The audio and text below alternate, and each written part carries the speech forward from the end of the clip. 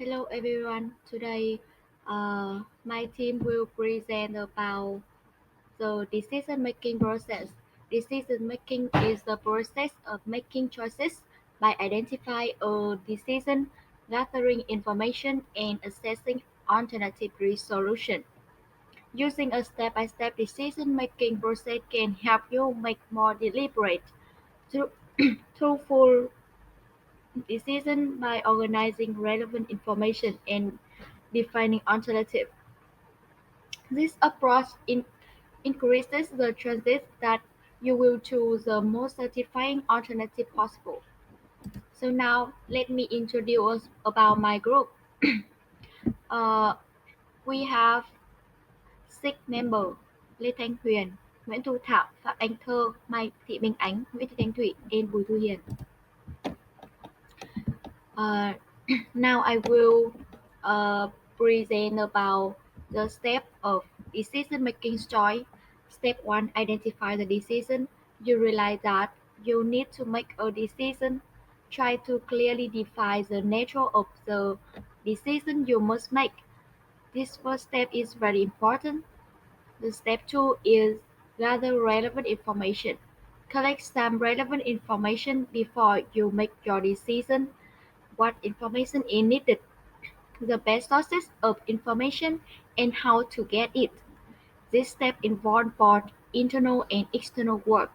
Some information is internal. You will seek it through a process of self-assessment. Other information is external. You will find it online, in books, from other people, and from other sources. Step 3: identify the alternative. As you collect information, you will probably identify several possible paths of action or alternative. You can also use your imagination and additional information to construct new alternatives. In this step, you will list all possible and desirable alternatives. Step 4: weigh the evidence. Draw on your information and emotion to imagine what it would be like if you carry out each of the alternatives up to the end. Evaluate whether the need identified in step 1 would be met or resolved through the use of each alternative. As you go through this difficult internal process, you will begin to favor certain alternatives, though, can seem to have a higher potential for reaching your goal. Finally, place the alternative in a priority order based on your own value system. Step 5, I want to tell you, is choose among alternatives. Once you have weighed on the evidence, you are ready to select the alternative that seems to be best one for you. You may even choose a combination of alternatives. Your choice in step 5 may very likely be the same or similar to the alternative you placed at the top of your list at the end of step 4. Step 6 is take action. You are now ready to take some positive action by beginning to implement the alternative you took in step 5. And the last step is step 7. Review your decision and its consequences. In this final step, consider the result of your decision and evaluate whether or not it has resolved a need to identify in step 1. If the decision had not met the identified need, you may want to repeat certain steps of the process to make a new decision. For example, you might want to gather more detailed or somewhat different information or explore additional alternatives. In this part of my presentation, I will talk about barriers to effective decision making. There are a number of barriers to effective decision making. The first is broader rationality. While we might like to think that we can make completely rational decisions, non-rational decision making is common, if especially with non-programmed decisions. But rationality is ideal.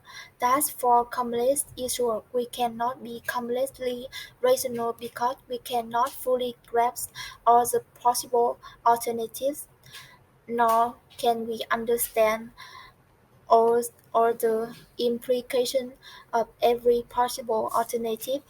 The second is escalation of commitment. Escalation of commitments is the tendency of decision maker to remain committed to poor decision, even when doing to lead to increasingly negative outcome. It is important to acknowledge that not all decisions are going to be good ones. In spite of our best efforts, the third is time constraints. Managers often face time constraints that can make effective decision making a challenge. The best the best managers are constantly assessing the risk associated with acting too quickly again though associated with not acting quickly enough. The next is uncertainty. In addition, people frequently make decisions under conditions of uncertainty.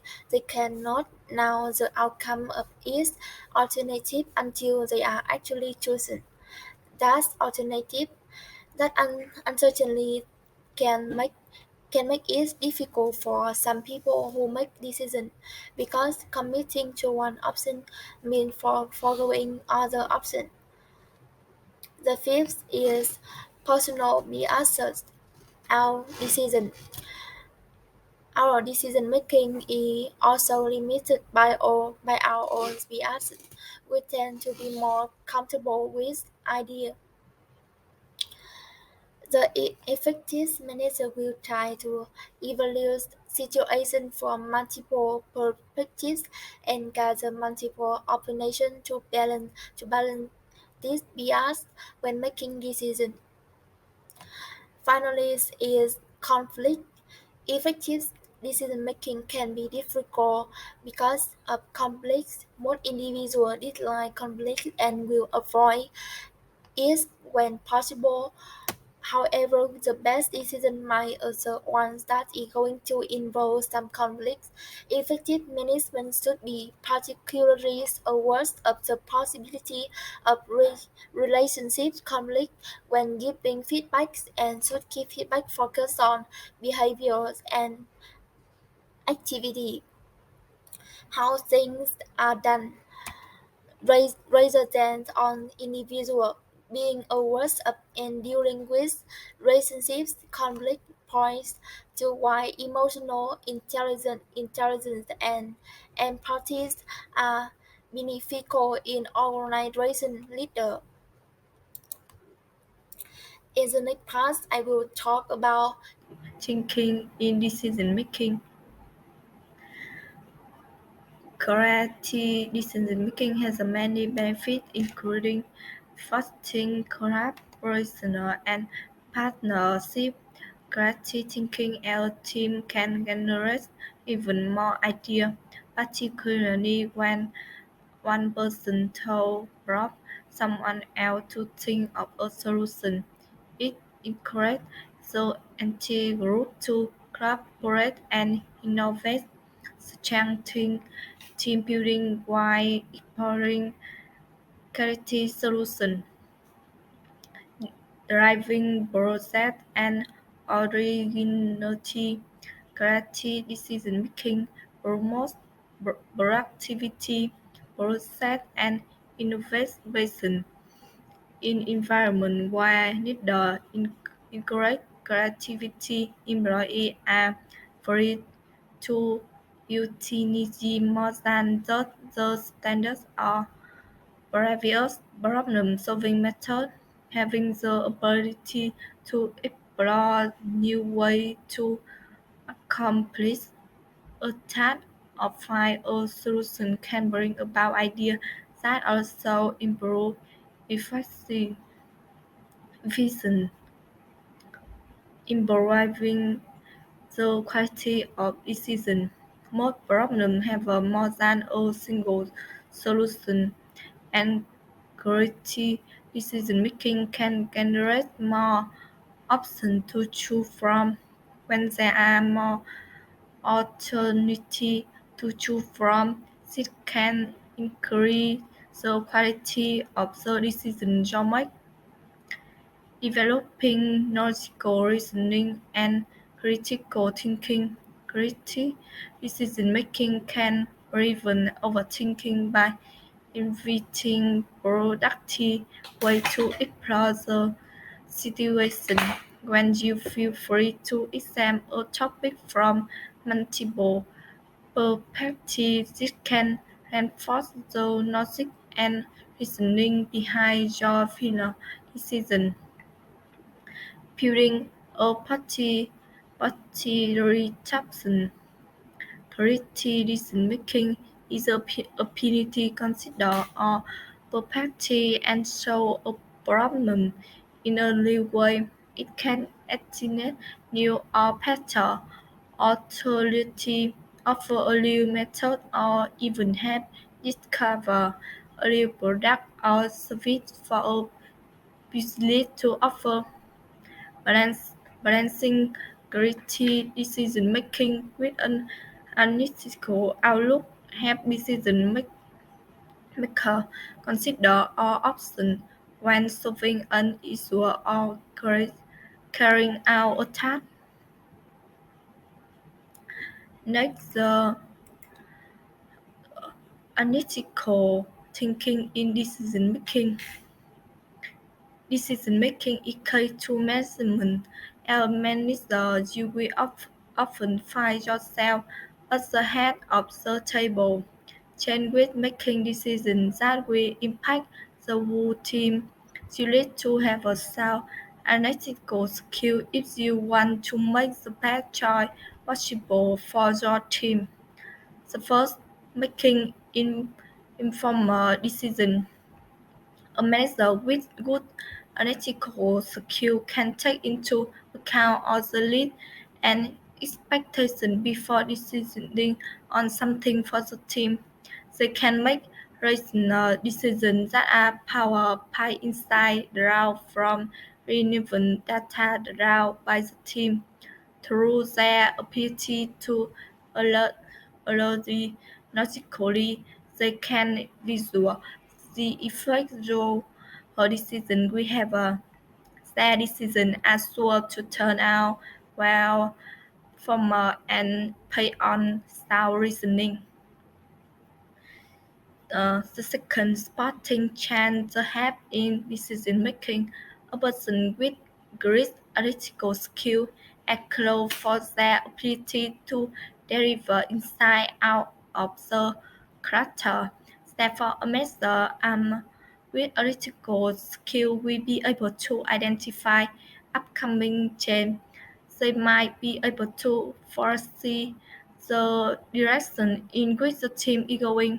In case the spot gender, they can put a appropriate safeguard accordingly.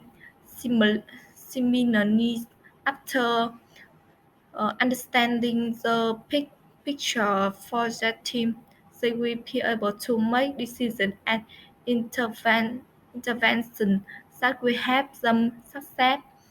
Some amendments can also spot the handles that are preventing the team from being productive. 3. Understanding the list of the employee. Any, Anito Analytical skill. We have a manager gain insight about their employee as well. This way, this will help them immensely in doing their job as manager as they will have an in-depth understanding of their employee. Consequently, their approach towards the pupil can be more flexible and accurate to their list. Further, analytical skill will be in indispensable tool during conflict management. In such a situation, uh, The manager will be able to effectively analyze both situations and then arrive at a decision that benefits one and all. A great understanding of the organization culture and environment will be helpful in their for improving efficiency and enable innovation. Innovation and analytical skill help managers to adapt to change in the business environment. They can find ways to improve their efficiency and performance by figuring out our way of doing things. Creativity, complete with understanding can develop great way of doing work. We can help the team overcome the challenge they face. Further, an analytical skill allow managers to adopt optimum and efficient utilization of time, and as a result of the team, it helps managers understand the pros and cons of various methods. We help them in making sound choice. All in all, they can organize and handle task system, helping the team reach new heights. Overall, analytical skills are one of the key skills of the skill set required by masters to be effective in their role. Thank you for listening.